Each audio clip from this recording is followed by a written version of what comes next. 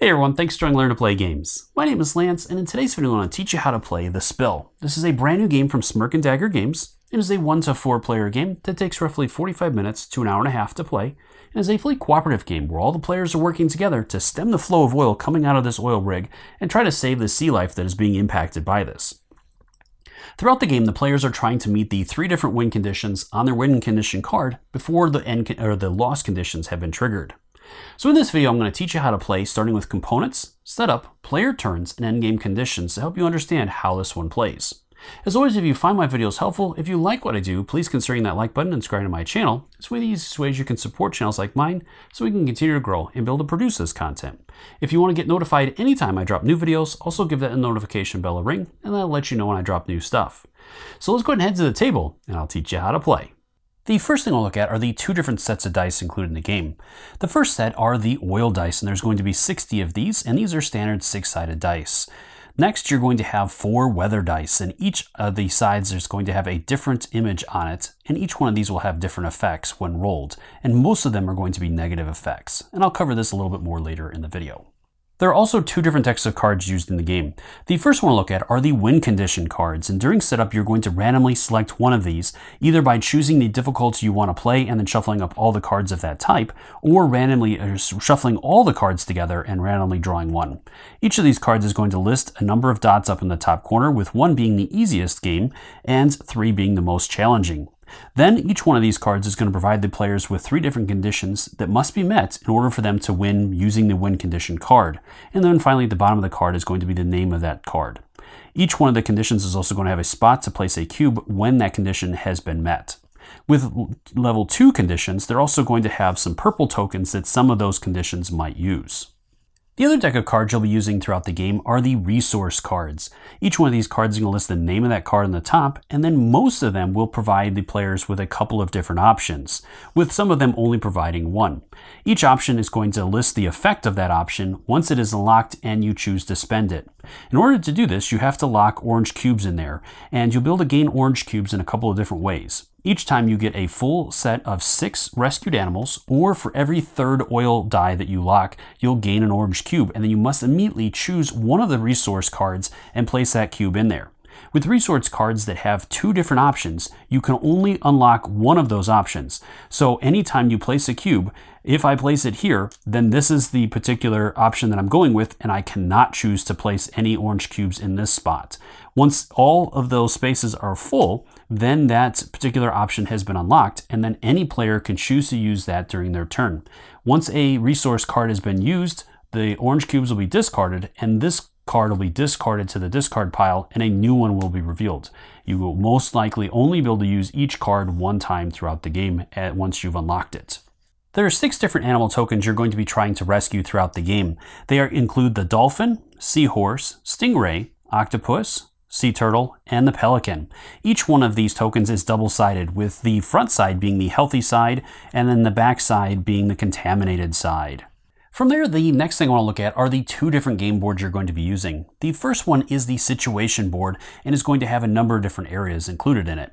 The top area is going to be your spill out section. At the beginning of the game, you're going to place your spill out token in one of the difficulties you want to play for that game, whether it is standard, challenge, or ultimate. And you're going to place it at the beginning of that track. Each spot in the track is going to list the number of oil dice that a player is going to draw during that step and roll down the oil rig dice tower. And as you have spillouts, which I'm going to cover what those are a little bit later in the video, each time a spillout is triggered, you're going to move this token forward on that track, and there's going to be very few ways to move that token back. So it's going to slowly escalate throughout the game, having the players draw more and more dice, depending upon the difficulty they chose. Underneath that, then you have a couple of tracks that you're going to be using throughout the game. The first one is the rescued marine life. So each time you rescue an animal, you're going to place it in the top track of its type. For example, the first time I rescue a sea turtle, I'm going to place it there, and then the next one would go on underneath that, and so on and so forth on those tracks. And each time you complete a full track of all 6 of the marine animals, you will gain an orange token that you'll be able to place on one of the resource cards of your choice. Next, you have the removed oil spots. And again, these are going to track the number of removed oil dice that you have. Each time you get an oil die that you unlock, you'll be placing it in one of the rows, starting on the far end on the left side. And each time you get 3, again, you're going to unlock one of the orange tokens you'll get to place immediately. Next, you're going to have a spot for your extra action dice. During each player's turn, they can choose to take extra actions if they want to, but for each extra action they take, they're going to have to place an oil die in this section that they're going to draw from the bag, and then the next player is going to have to roll those. Underneath that is going to be the weather effects. So each time a weather die is rolled, it's going to list the different icons, the token you'll flip over, and the effect of that token. And then finally at the bottom of the board are going to be the 4 different spots you're going to be placing the resource cards in during setup and throughout the game. And the final board I want to go over before getting into setup is the main game board itself. So this board is going to be broken down into 4 different quadrants that are going to be separated by these white lines. Each quadrant is going to have 6 spaces in it, or sectors. Each sector is going to be broken down into 3 spaces. These spaces are going to have a number corresponding to them, and that is going to determine where the dice are going to be placed, as you're going to see a little bit later. The board also has 2 spots for the different sick bays that you're going to be placing animals that are contaminated in throughout the game, and then on the game board you're also going to have images of those animals that you're going to use during setup, which I'll cover a little bit more later. Moving into setup, the first thing you're going to do is place out the main game board as well as the situation board. Then you can grab all the different animal tokens you're going to have for the game and place them out on their matching spots on the different sectors. Make sure that each animal you place out is on its healthy side and not on the contaminated side. Once you've completed that, then you can assemble the oil rig dice tower and the perimeter walls, which you'll find a great guide for that on page 3 of the rulebook. With the perimeter walls, you're going to place them out on the board in a diamond pattern so that the corners line up with the blue lines on the board, such as this.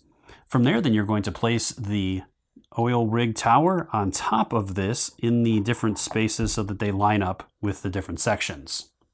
Next, you're going to grab the win condition cards. And again, with these, either choose a difficulty you want to play, 1, 2, or 3 gold dots, or you can shuffle the whole deck up and choose one randomly.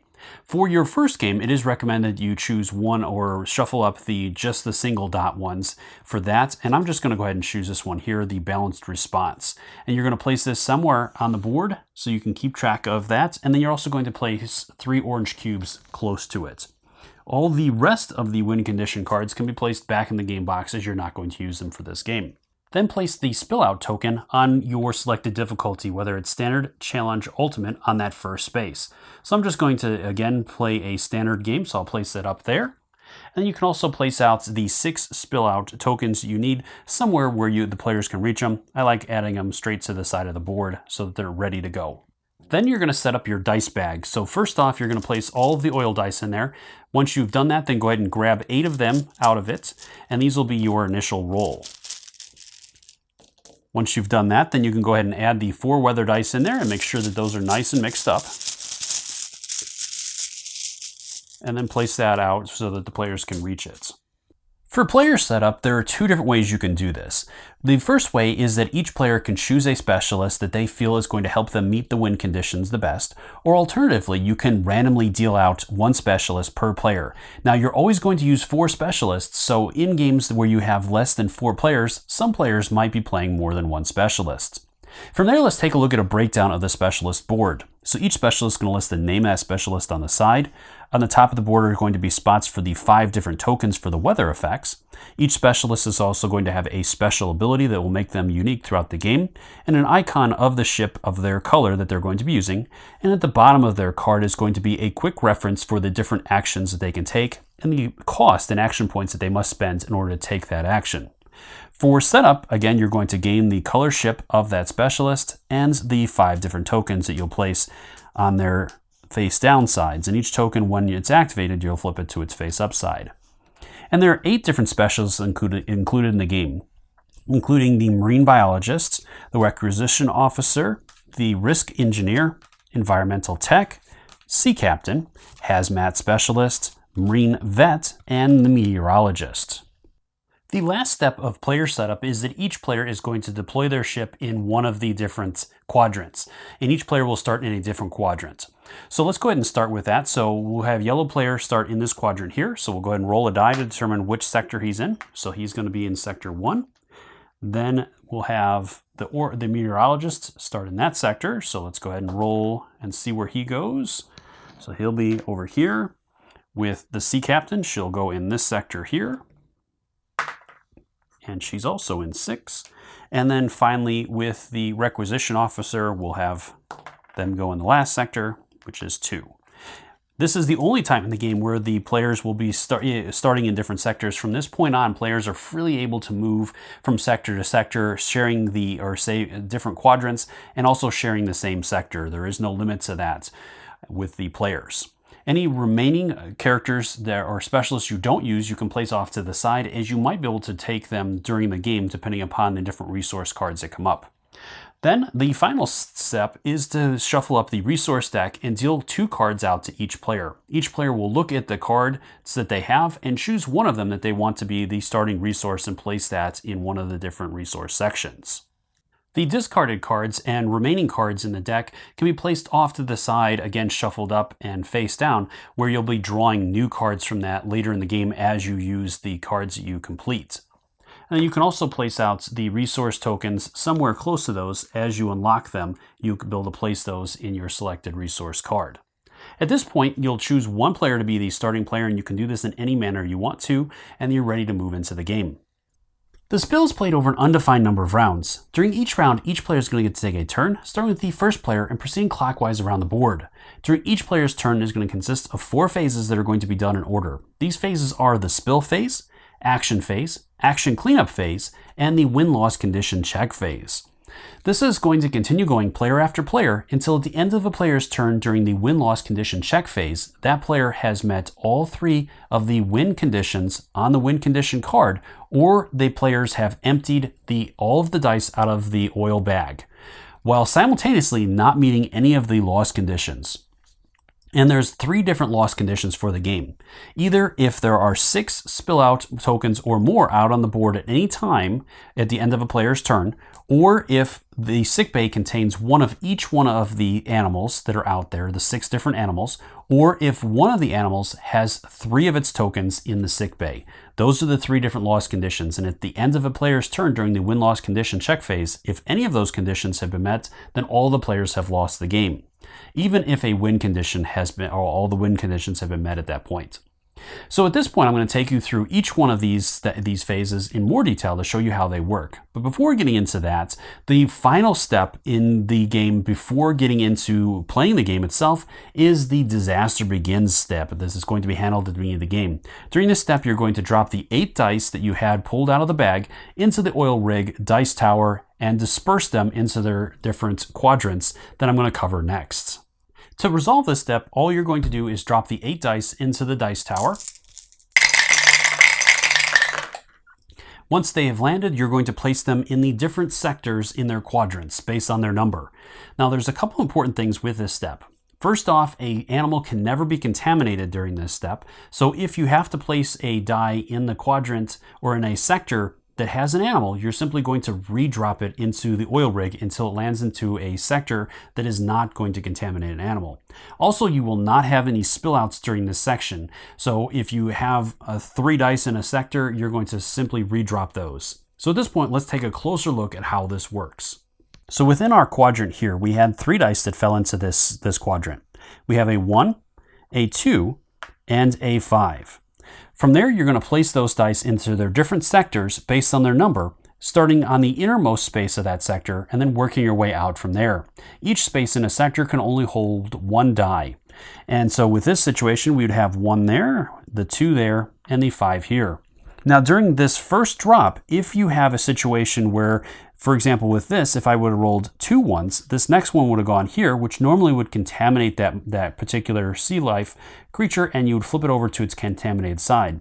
But during the disaster begins step, this cannot happen, and you'd simply re-drop that die through the oil rig and place it in another sector until you have a situation that doesn't cause a contamination. The same situation would happen if, say, that we rolled 3 ones. Normally that would cause a spill out. But again, in this situation, you cannot have a spill out happen during this particular first step. And so both of these dice would be redropped into the oil rig, again, until you have a condition that is not going to trigger either one of those effects. Once you've resolved placing out all the dice and handle any rerolls, then you're ready to move into the game itself. You're going to start with the first player, and in my game, I've selected the Hazmat Specialist to be the starting player. Now, there is one important note with this, is at the very beginning of the game, for the very first player's turn, they're going to skip their spill phase. But for this example, I'm going to take you through this anyways. So in order to handle the spill phase, it is going to be broken down into two parts. The first part is assembling your oil dice pool. In order to do this, you're first going to go to the situation board and consult the spill out token, and whichever spot it's in, it's going to tell you the number of dice that you're going to randomly draw from the oil bag. Then, if there are any additional dice in the extra action pool, you're also going to add those to your pool. From there, once you've assembled all your dice, then you're going to roll them down the oil rig dice tray and determine where they go and which quadrants they go into. From there, you're going to take the dice and place them in their different quadrants and check for any spillouts or overflows. So let's go ahead and take a look at this. So first off, with this, my situation board is going to list that I'm going to draw 3 dice from the oil bag. And so I'll go ahead and handle that. And then I don't have any additional dice in the extra action pool, and I did happen to draw a weather die. So in this situation, you don't have to draw another die from the bag. The weather die is going to count, but it will not be placed out as normal, as you're going to see. From here, you're going to roll the dice down the oil rig and place them in their different sector within their quadrant that they land in. So with this die, it's going to be placed here. And if you add a die to a sector that has an animal, you're going to contaminate that animal, flipping it over to its contaminated side. Each sector can only hold 1 die in each one of the spots in that sector. And if you always add to the inner sector first, then the middle sector or the middle space, and then finally the outer space of that sector. If you add a third die to a sector, it is going to be it's going to cause a spill out. And again, you're going to add a spill out token to that sector. So let's go ahead and say in that example that that was the third die that was placed. This animal would be contaminated. This sector would cause a spill out, so you'd place the spill out token in that sector. And then you're also going to advance the spill out token on the track. Now, there is an important thing with this, is that this token is normally not going to move backwards. So even if you resolve and rectify this spill out, you're still going to leave the token where it is. You will not advance that again. Another important thing is, for example, like say that during our turn, we're able to remove this die, which will cancel out this spill out token, returning it to the supply. And then in later turns, if this die is added back to this space, that is going to cause a new spill out. And again, that token is going to be moved from there.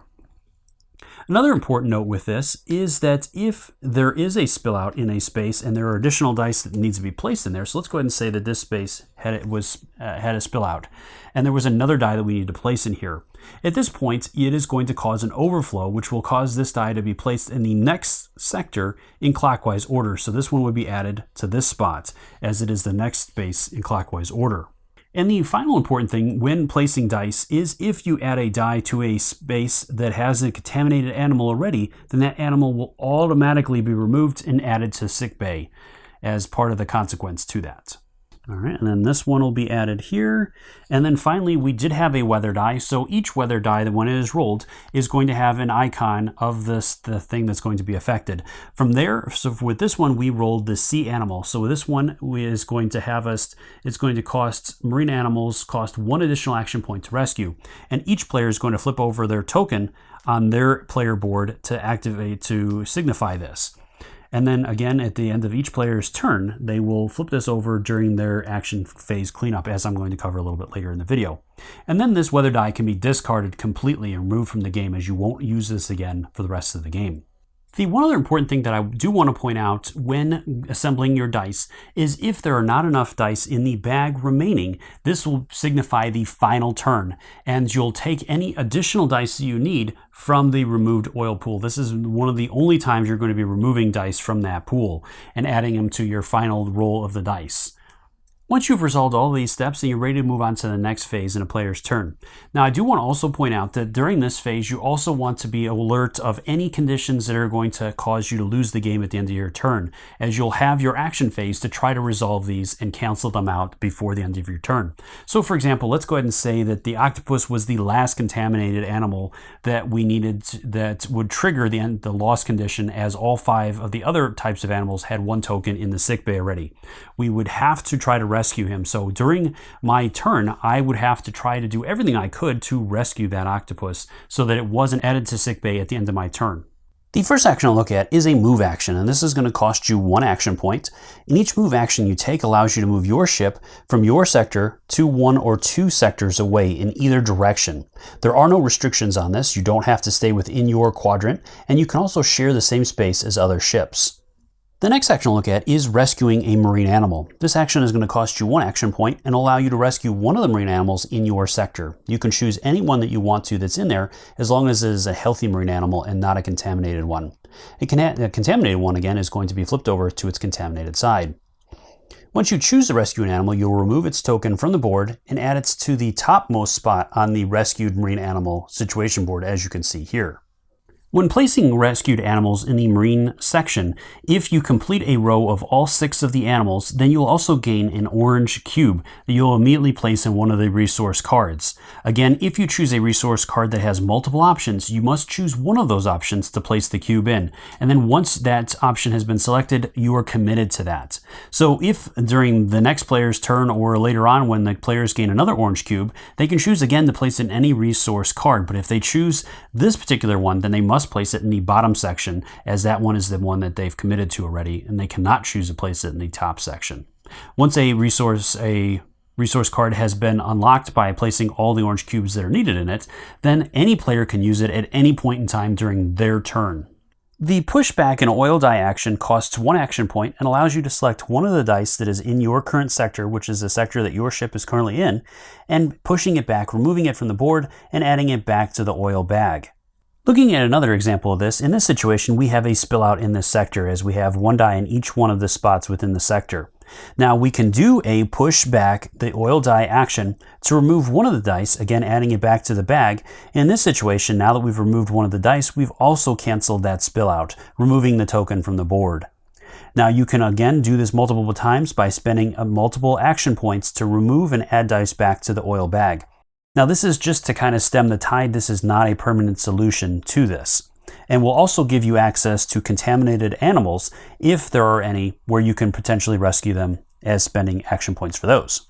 If you're in a sector that has a contaminated animal that does not share a space with an oil die, you can spend 2 action points to rescue that animal, removing it from the board and again adding it to the rescued marine life section on the track. Now, again, if you have a marine animal, contaminated animal that has an oil die, you first must remove the oil die from that sector before being able to rescue that animal. And the final type of action you can take during your turn is to remove an oil die. This action costs 3 action points and is questionably one of the most important actions in the game. In order to do this, again, you must have your ship in a sector that has an oil die. Then you spend 3 action points, remove that oil die from that sector, and place it in one of the top slots on the removed oil die section. If this is the 3rd oil die in that row, then you will also gain an orange token like before, adding it again to one of the resource cards immediately of your choice. Now, besides the different actions a player can do during their turn, they have a couple of different options as well. First off, if during a previous turn or during that turn a player has unlocked a resource card, they can choose to activate that resource card at that time. In order to do this, you'll simply remove the orange cubes from that card, activate the card carrying out the action on it, and then discarding the card to the discard pile, and then immediately drawing and replacing it with a new card from the draw pile. Another option a player has during their turn is, if they want to, they can take extra actions. They are allowed to take up to 2 extra actions during their turn, and for each extra action they take, they're going to draw an additional die from the bag and add it to the extra action pool on the sideboard, on the situation board. And then during the next player's turn, they're going to have to roll those dice with any dice that they generate for the pool regularly, as you already saw. And then each specialist also has a special ability on their card. Some of the specialists' abilities can only be used once per turn, and other ones can be used any number of times. So you can carry that out as long as you have, again, the action points to spend, or whatever you need to meet for that condition. So now that I've gone through all of the different things you can do during the action phase, let's go ahead and take a look at an example of this. So again, going back to the hazmat specialist, my specialist has a special ability that says when removing oil dice, your cost is 2 action points instead of 3. So he is really good at removing oil dice, and so you really want to try to take advantage of that if you're playing this character. So in my example here, with him being up in this top area here, I'm going to go ahead and take care of that first off by spending 2 action points to remove that oil die. Again, adding it to the top spot on the situation board as my first 2 action points. And then I still have 2 action points remaining. So at this point, I'm going to go ahead and rescue an animal. So I'm going to go ahead and rescue this octopus and add him over there. And then for my last action point, I'm going to go ahead and move down here as there's a little bit of a buildup starting to go. So I'm going to go ahead and start moving him down there. Now at this point, I've spent my 4 action points, and I don't have any resource cards that I can activate at this point. Now I could take some extra actions if I wanted to, but there's nothing at this point that I feel that is really critical that I need to handle. So I think I'm just going to end my action phase there, and then I would move on to the next phase in my turn. The third phase in a player's turn is the action phase cleanup. And during this phase, you're going to have 3 steps that are going to be resolved in order. The first step in this phase is if you have any of the weather effect tokens that are face up, you're going to immediately flip them face down, ending their effects for your turn. The second step in this phase is to check the board for any contaminated animals that still share a space with an oil dye. For each animal that does, you're going to remove it from the board and immediately add it to sickbay. And sickbay, there are 2 different sickbays on the board, and each one has 3 rows that have 3 spaces. So go ahead and place an animal in its own row. That way you can keep track of which animals have been added to sickbay and how many of each type of animal of that type has been added to sickbay, as that is one of the lost conditions that I'm going to cover in the next phase. And the third and final step is to check the win condition card and see if you've met any of those conditions. If you have, place your orange cube marking that condition as completed. The final phase in a player's turn is the win-loss condition check phase. First, with this phase, you're going to check and see if you have met any of the 3 different ways you can lose the game, in which case, if you've met any of them, then the game is over and all of the players have lost. The first one is with the sick bays, and one important note before getting into this is that there are 2 different sick bays on the board, but they are collectively 1 sick bay. And there are 9 spaces on each one, so in this way you can keep them separate so that you can have each of the different animals in their own row within that sick bay. And this will help you keep track of the different animals that are in the game. The first way you're going to lose the game is if in both of the sick bays combined, if there is one of each of the different types of animals, and there are 6 different animals in the game. So if there's one of each of the 6 different types of animals, then the players have lost. The other way with these sick bays is if one animal has 3 tokens in sick bay of that type. For example, if there are 3 dolphins in the sick bay, then the players have lost. The third and final way is if there are 6 or more spillouts that are currently on the board itself. In any one of those situations are met, then the players have lost. Otherwise, if the players meet and have completed the 3 different conditions on their win card, and there are no lost conditions, then the players have won the game. The other way players can win is if there are no dice left in the oil dice bag, and again, there are no lost conditions that are currently active as well. In that situation, the players have also won the game.